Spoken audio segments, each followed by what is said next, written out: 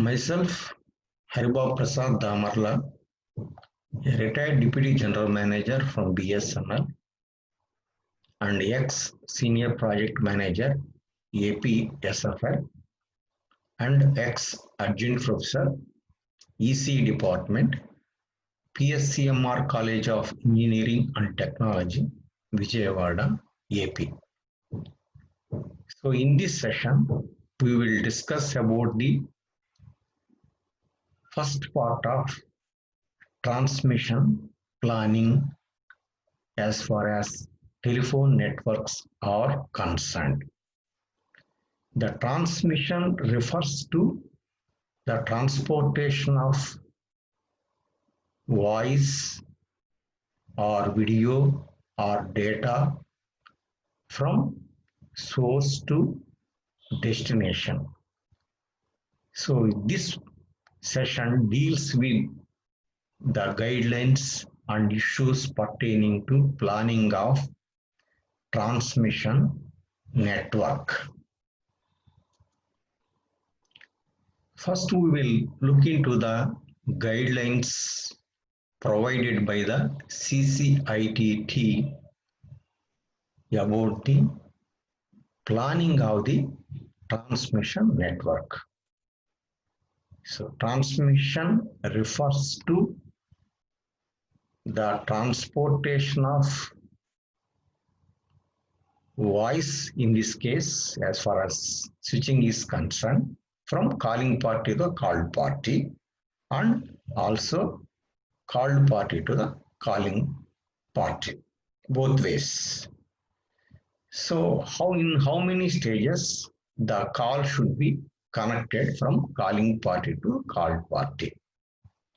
So what are the number of stages that are permitted between the calling subscriber and the call subscriber located anywhere in the world? They need not be in the same country, they need not be in the same state, and so on.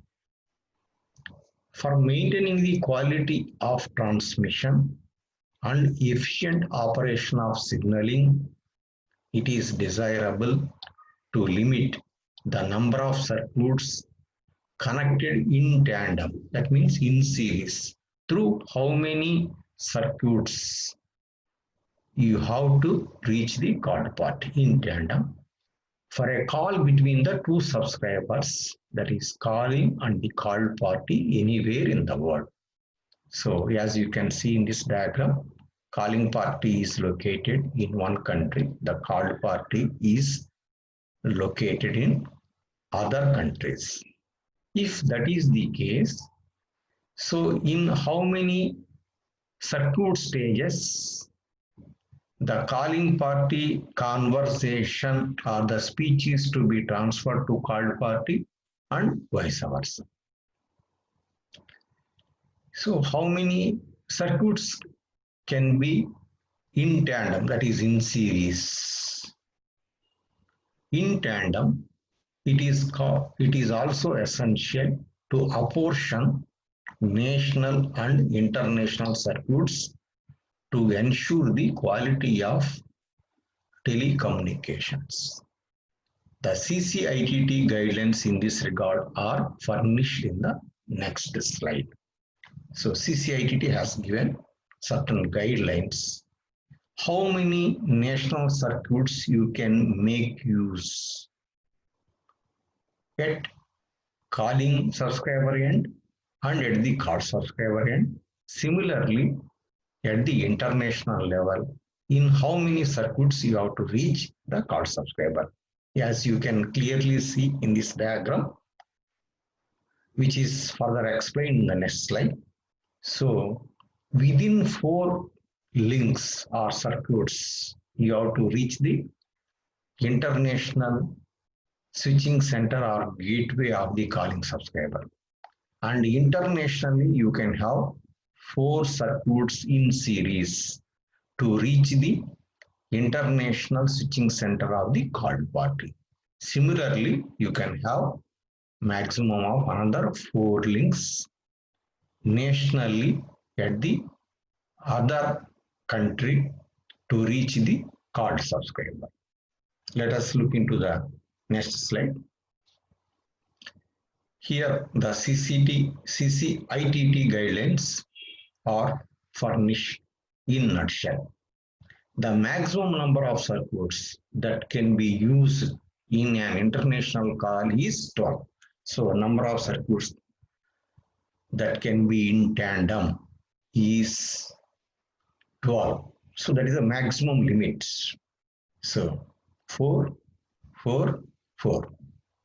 This 4 is national links at the calling party end. These 4 links are national links at the called party end. In between the international links 4. Not more than 4 international circuits can be used in tandem between the originating and the terminating international switching centers.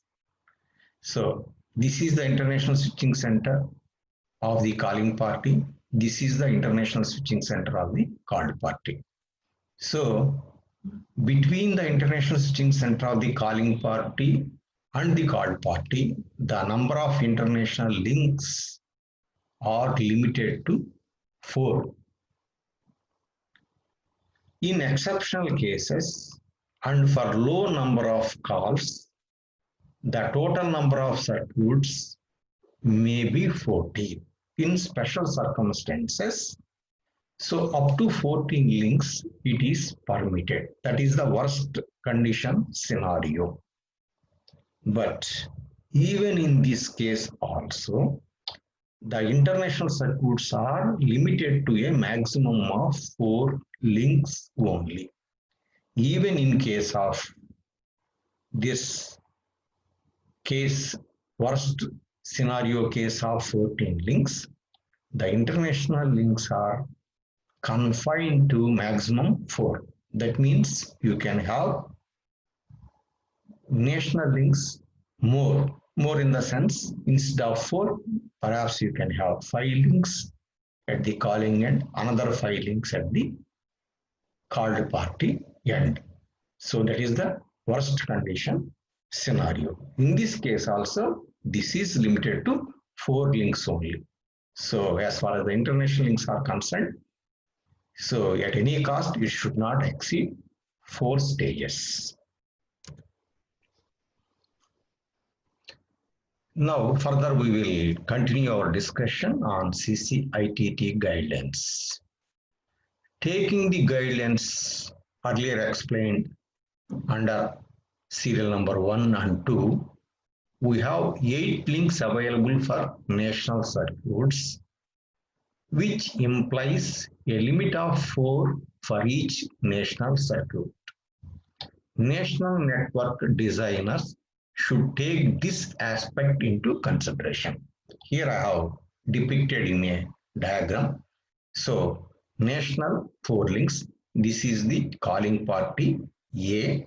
This is the copper loop up to the exchange.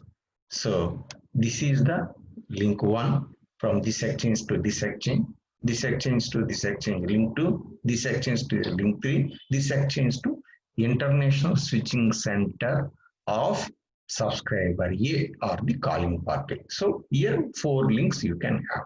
This side also from the international switching center of the called party, that is the subscriber B, to the subscriber you can have 4 links. These are the 4 links. And of course, these international circuits can be 4 links. So this aspect is to be kept in mind by the telecom network designers for effective transmission of voice and signaling. The transmission loss is defined in terms of reference equivalents. So CCITT has given certain guidelines about the transmission loss. That is the loss between the calling party and the called party. How much signal attenuation can take place right from the calling party to the called party in some other country. That is the maximum loss permissible. So they have defined in terms of reference equivalents. The reference equivalents are TRE, which stands for trans reference equivalents. The other one is RRE, which stands for receive reference equivalent, and ORE, overall reference equivalents. So from calling subscriber to international switching center of the calling party. So how much loss can occur? That is referred as TRE. From the international switching center of the called party to the called party, how much loss is permitted is receive reference equivalent. The ORE can be considered as the sum of the transmission losses of TRE and RRE. CCIT recommends that for 97% of the connections, the maximum trans reference equivalent be limited to 20.8 dB and RRE 12.2 dB between the subscriber and the international interface in the national network. This gives an overall reference equivalent of, that is ORE of 33 dB, as I already explained. So barring some 3% cases where it can be a little bit more. So this side loss, when we are considering the speech from A to B, one direction. So from A to international switching center of A, so the loss should not exceed 20.8. And this side, it should not exceed 12.2. Normally, the international circuits, of course, nowadays, the local circuits also on 4-wire basis, digital exchanges. So here the loss generally we consider as 0 end to end. So totally, therefore, the overall reference equivalent or the transmission loss from A to B, here it is 20.8, it is another 12.2. Here we expect 0 loss. Total ORE, the transmission loss should not exceed 33 dB. These are the guidelines by CCITT. Further, we will discuss the guidelines.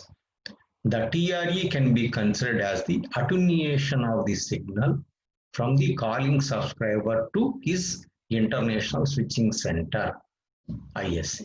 Same thing what I have already explained. Here to here, what is the loss?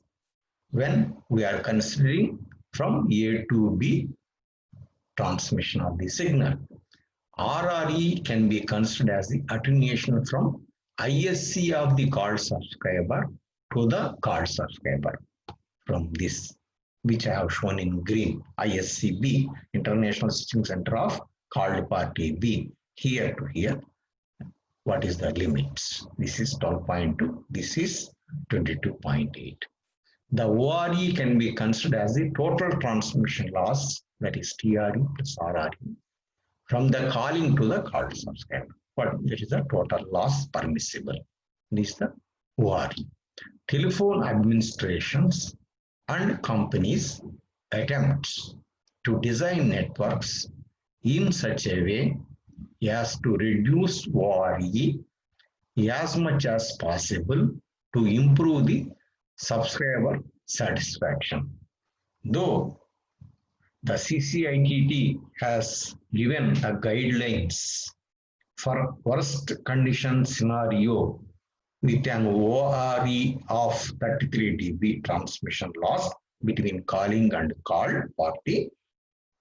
But however, the telecom service providers, to provide better quality of service for their customers, they always work and design in such a way that they reduce the ORE to a lesser attenuation or transmission loss. What is that? The limits normally they follow.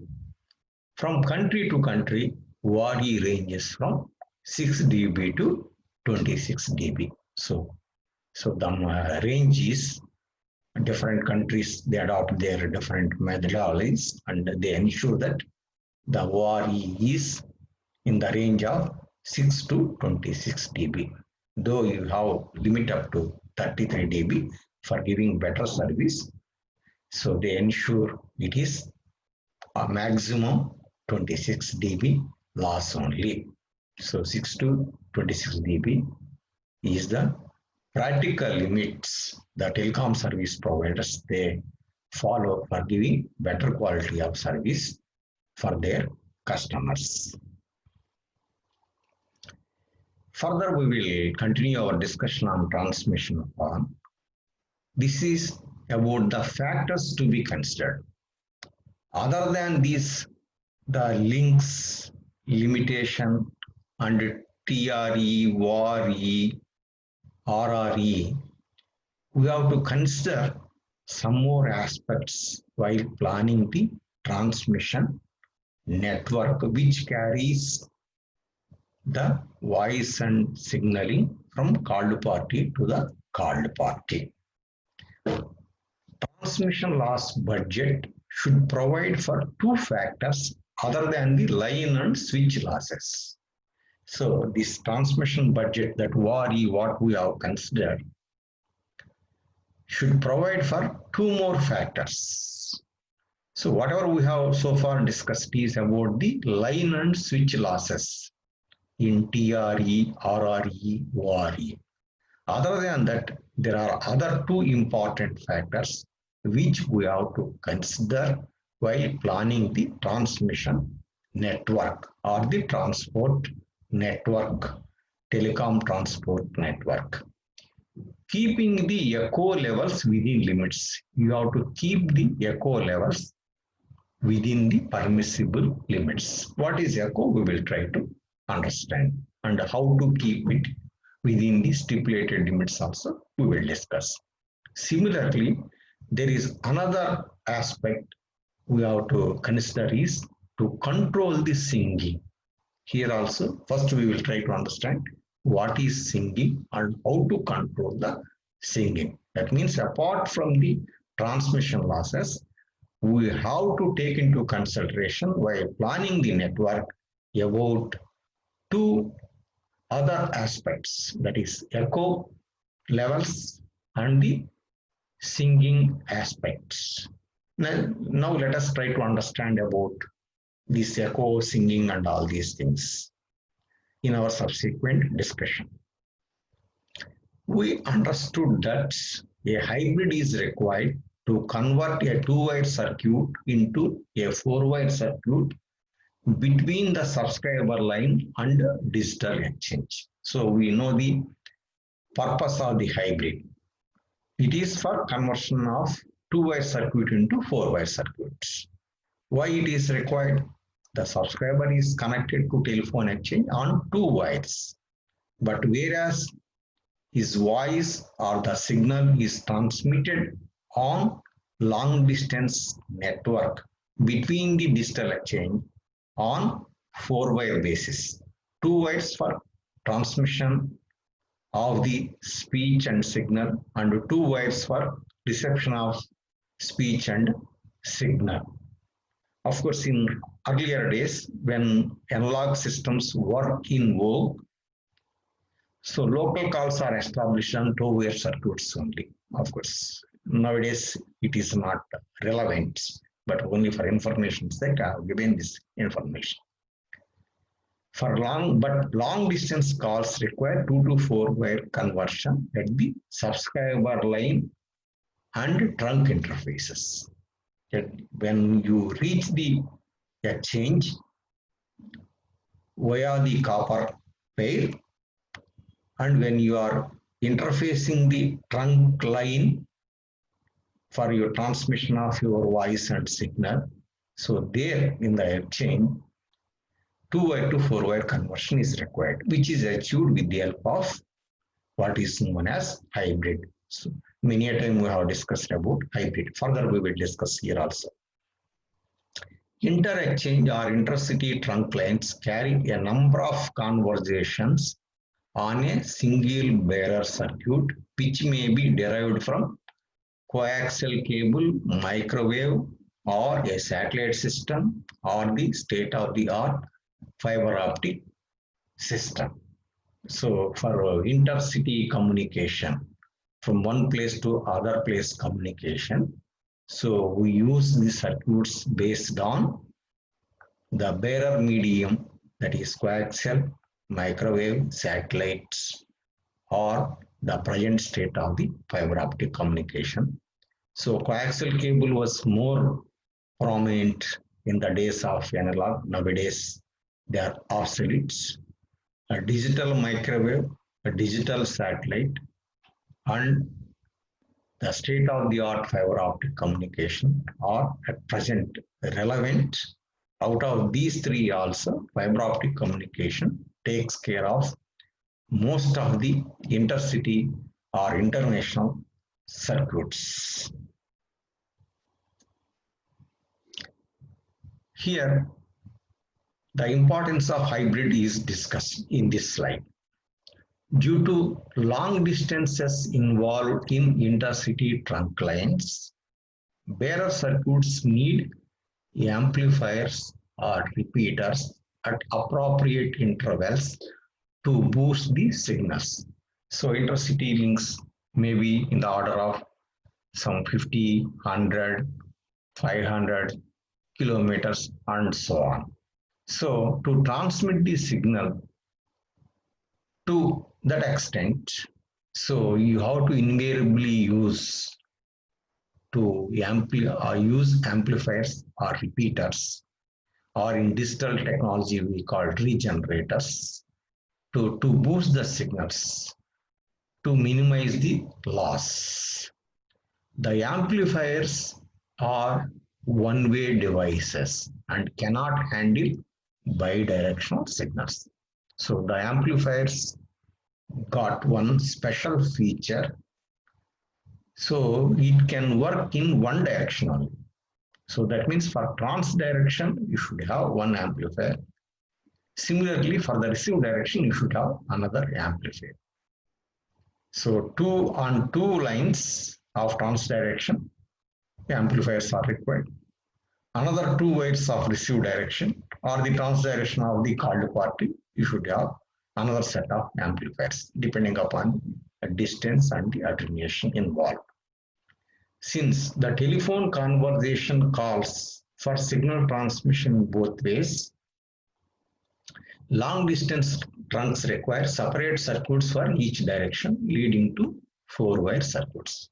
So since voice communication or telephone conversation takes place in both the directions, both trans and receive directions, so we have to resort to 4-wire circuits. That's why 2-wire to 4-wire conversion is required at the exchange interface, or the interface is known as subscriber line and trunk interface.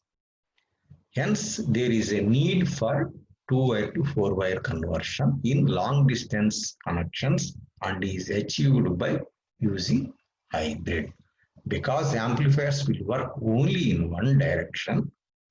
So you have to separate the directions, trans and receive directions, which is achieved by means of 2-wire to 4-wire conversion with the help of what is known as hybrid. So hybrid is essential for taking care of the amplifiers which work in unidirection. An important function of hybrid is to ensure that the received signal is not coupled back to the trans direction. So another important function of hybrid is it has to ensure the received signal, whatever the signal you are receiving, or whatever the speech you are receiving from the far end should not be coupled back and once again transmitted to other end. So it has to isolate the trans and receive directions. The coupling is zero only when the impedances of the 2-wire and 4-wire circuits are perfectly matched. So we have to avoid the coupling between the receive and trans directions. This is possible only when the impedances of the 2-wire circuit and 4-wire circuits are perfectly matched. What we call it as impedance matching. So here I have shown a conventional hybrid. Of course, nowadays we are using electronic hybrids, but to understand the concept of the hybrid, we are considering this diagram, which was more relevant in earlier days of telecom networks, before digitalization and before extensive use of electronics and computers in telecom network. The telephone hybrid transformer, hybrid is basically a transformer, is at the interface of the 2-wire subscriber line and the 4-wire long distance trunk line at the telephone exchange. So as already I have reiterated, the hybrid is located at the telephone exchange where the 2-wire line is to be converted into 4-wire line for long distance communication or intercity communication. If you see from telephone, you have 2 wires. This is the central office. So here in this central office, you are having one transformer like this. Let us not go too much deep into this diagram. So it will isolate whatever the speech that is coming from the telephone is to be sent to the other end. So if he is calling party, the speech is to be sent to the called party. Through this coupling of the transformer, it is sent the outgoing signal.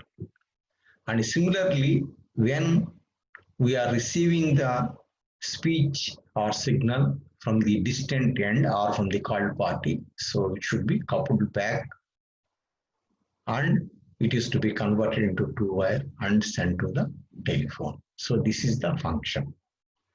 So here, technically speaking, here we have 4 ports. This is one port, this is the transport, this is the receive port, and the 4th port is not used. So we have to balance it by terminating with a suitable impedance. So that is ZB. ZB is the balance termination. So this is the ideal port. So for balancing the circuit, we have to terminate with proper impedance. That is ZB. NBOC, this is called NBOC, variable capacitor we have shown, is the network build-out capacitor. So which is set to the average shunt capacity of the telephone central office switch. So this is set to the average shunt capacity of the central telephone office switch or the telephone exchange. Of course, here it says red lines indicate relative current flow, how the current flows and all it is given. Okay, this is the basic principle of hybrid, and it converts the 2-wire speech into 4-wire speech. So one is the trans path, other one is the receive path. Okay, this hybrid converts into 2-wire and it is located at the telephone exchange. Then about the echo. Impedance mismatch and echo. Echo is caused by impedance mismatch. We will try to discuss about this aspect. while it is relatively easy to control the impedances of the trunk circuits, the subscriber loop impedances vary from subscriber to subscriber depending on the distance at which a subscriber is located with reference to the exchange. As a result, an impedance mismatch occurs for most of the connections at the subscriber line and trunk interfaces. Here what I mean to say is, with reference to telephone exchange, one subscriber may be 500 meters, one subscriber. Other subscriber may be at 500, at 5 kilometers distance, 5,000 meters. So the impedance of both the lines cannot be the same. One subscriber is very much nearer to the exchange. Other subscriber is a little bit far away, up to nearly 5 kilometers.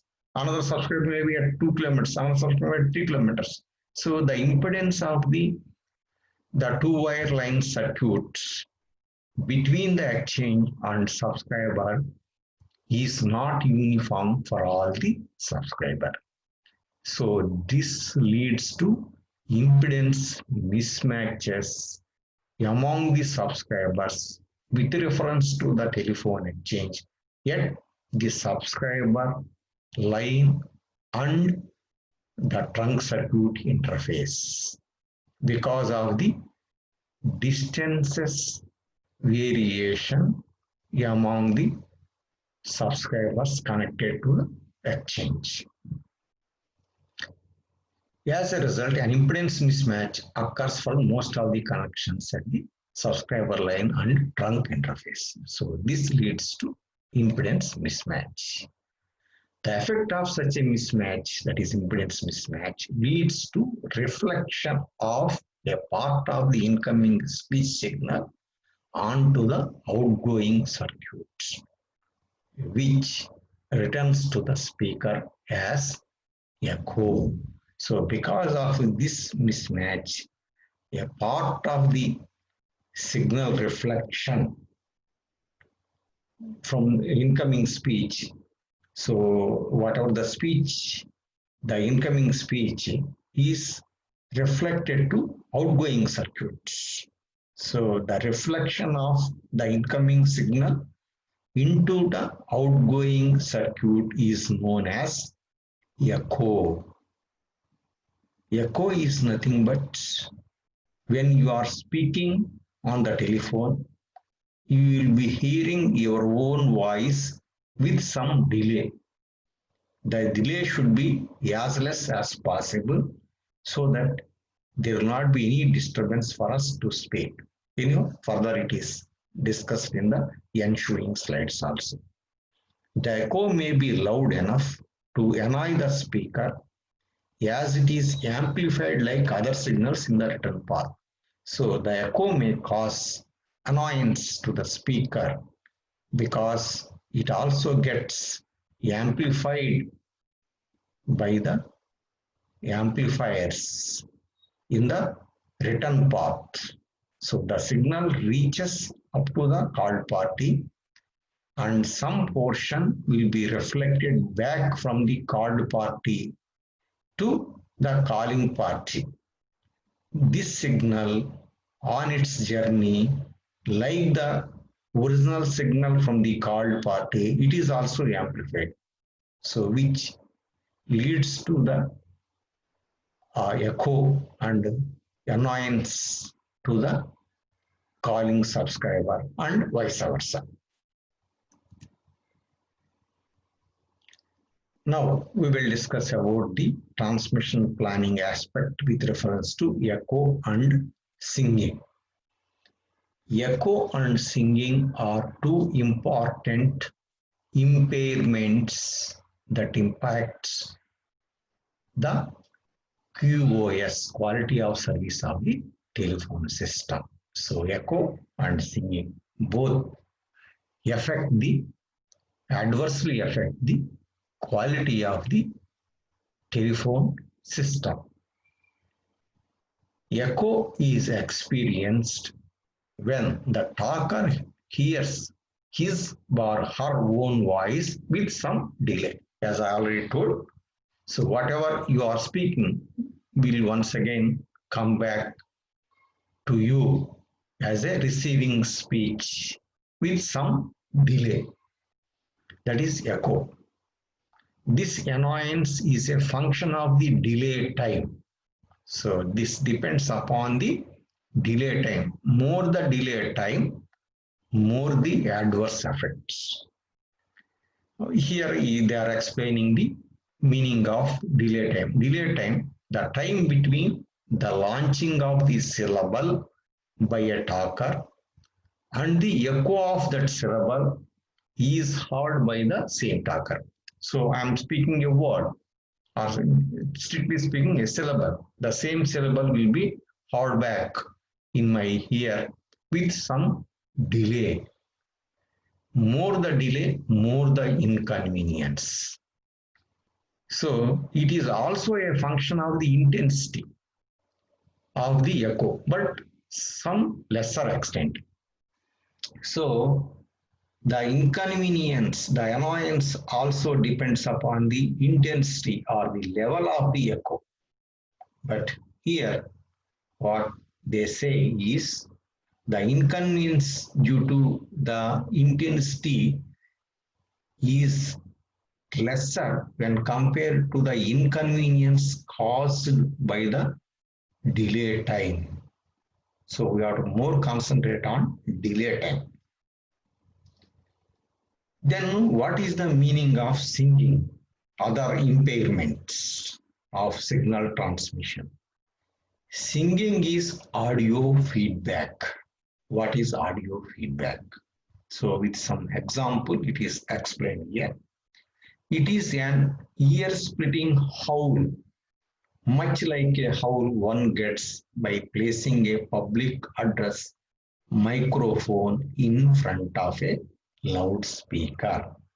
Suppose, let us visualize. So you are speaking from the stage through your mic, and the loudspeaker normally should be a little bit far away with reference to the speaker, and it should face the audience. Suppose by mistake, suppose if it is facing the speaker, so whatever you are speaking will be looped back and once again it will be heard by you. So this is called howling effect. So that is the inconvenience.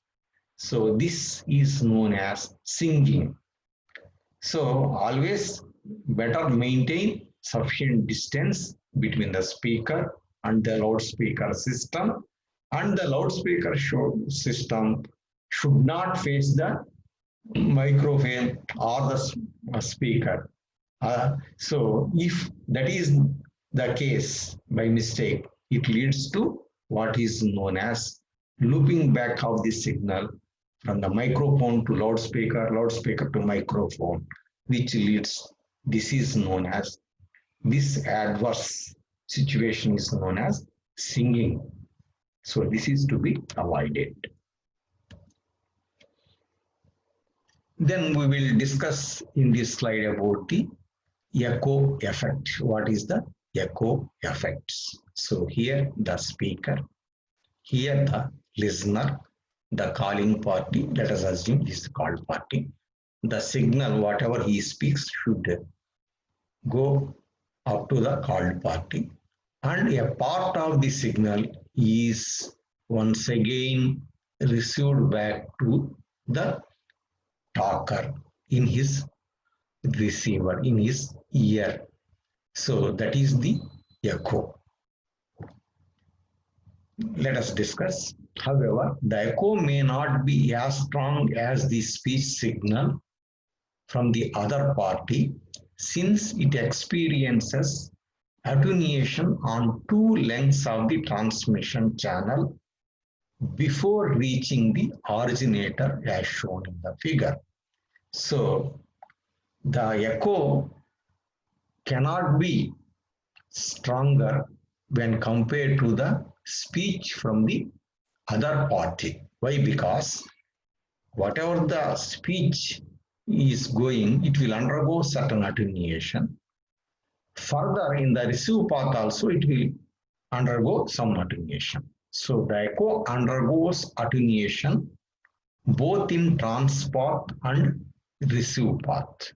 So that's why the speech, the echo levels will be sufficiently less than the what the called party, the level of the signal of the called party. Suppose here the called party is speaking, the level will be very much high of the called party received by the calling subscriber because here the echo is only a reflection due to mismatch. The level is less, and also it undergoes the attenuation in trans and receive paths. If the distances between the calling and called party are short, the round trip delay experienced by echo is small. Suppose let us assume the calling and called party are nearer to each other. The time taken for the signal to reach up to the called party and come back to the calling party as echo, it takes less time because of the less distance it has to travel. So therefore, the echo effect will be less. Why? The round trip delay experienced by echo is small, such that the echo superimposes on the speaker's own voice and becomes unnoticeable. Because it takes less time, so the time lag between the speaker, whatever he speaks, and the time it takes for getting the echo, the difference is negligible in the time zone. So it superimposes on whatever you are speaking, and the inconvenience will be very less or minimum or negligible if the distance is less. If the distance is more, so the echo will come after some time, maybe in terms of milliseconds, but you will be able to notice and feel the inconvenience. As the time delay increases, the echo becomes noticeable and annoying to the speaker. As the time increases due to the increase in the distance between the calling and called party, between the source and destination, so the echo reaches the originator at a later time and you will have the inconvenience of the echo. Further, we are discussing about the echo and echo suppressors and attenuators.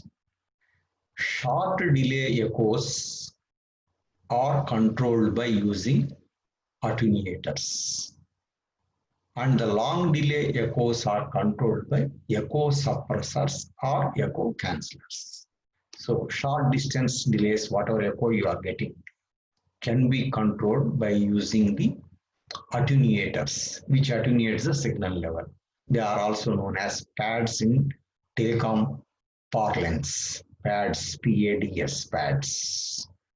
So for longer delay, so we should have some mechanism, electronic mechanism to suppress the echo. They are known as echo suppressors or echo cancellers. So long delay echoes only, they cause more inconvenience for us. So we should have echo suppressors or cancellers. Here, the CCIT has given some recommendation. Let us go through the CCIT recommends. CCIT recommends the use of echo suppressors or cancellers if the round trip delay exceeds 50 milliseconds. So the echo suppressor or the canceller is required if the round trip delay, the time taken for the signal to travel from source to destination and come back, the reflected portion coming back to the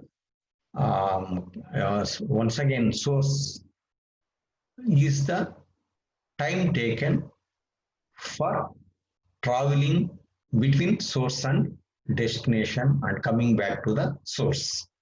So they recommend the requirement of echo suppressors if this round trip delay or the time taken for the round trip exceeds 50 milliseconds, then only it is resorted to. Use of echo suppressors is mandatory in satellite circuits as the round trip delay is in the order of several hundred milliseconds, about 250 milliseconds, that is 3 times more, 3 to 4 times more when compared to normal terrestrial networks. Why? So as we are aware, the satellite, the communication satellites are positioned in geostationary orbits and they are at 36,000 kilometers with reference to the Earth. So the signal has to travel 36,000 kilometers up and 36,000 kilometers down. Of course, depending upon the national network, the distance also adds. So therefore, even at 3 to the power of 3 into 10 to the power of 8 meters per second of electromagnetic signal speed, so it takes about 250 milliseconds.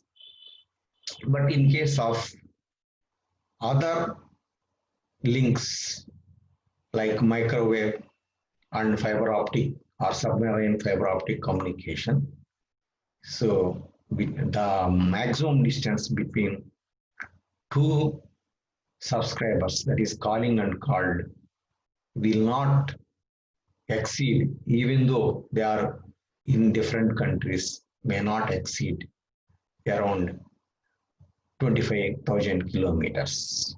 So that means here the round trip delay is less. So it is generally 3 times less. So here we don't feel the importance of echo suppressors, but satellite communication, because they have to travel totally not less than 72,000 kilometers. So these echo suppressors are must as far as satellite circuits are concerned. Nowadays, we are not using that much extent for international communication. Mostly, almost all the circuits are submarine fiber optic based only. Here, in this slide, we have a diagram which represents the round trip delay in milliseconds and the loss or the attenuation required is depicted here. So echo delay versus attenuation. For delays up to 50 milliseconds, simple attenuators in the transmission path is sufficient to limit the echo loudness to a tolerable level. So up to 50 milliseconds. So simple attenuators as per this graph is sufficient to control or the limit the echo up to tolerable limits. The attenuation required increases as the delay increases as shown in the figure. So as the delay increases, as you can see, the attenuation also increases. So for 20 milliseconds, about 11 dB attenuation is required. If you insert 11 dB attenuator, it is sufficient. So for 30, so you have to see like this. It may be something like some 14 dB, something like that. Okay, so let us further continue our discussion based on this slide. For example, if echo path delay is 20 milliseconds, 11 dB attenuators must be introduced in the transmission path. So here he has taken the example of this 20 milliseconds. The attenuation required is 11 dB to control the echo. And attenuator so introduced is to be taken into consideration in the overall loss budget, that is the ORE, overall reference equivalent. The limit is 33 dB. So you are for 20 milliseconds day, you are introducing 11 dB attenuator in the circuit. So overall reference available is 33 dB only. So you have to minus it. 33 minus 11, that is 22 dB. So the other losses due to the circuits and subscriber loop or hybrids all should be within 22 dB, because you are introducing 11 dB attenuator to control the echo. So that is how you have to take into consideration. Suppose if you have introduced, say, 13 dB attenuator based on the delay, so then you will have another 20 dB allowance for other losses. That is what we have to understand. So the attenuation what we are introducing purposefully to control the echo also should be taken into consideration while considering the ORE and planning the transmission network.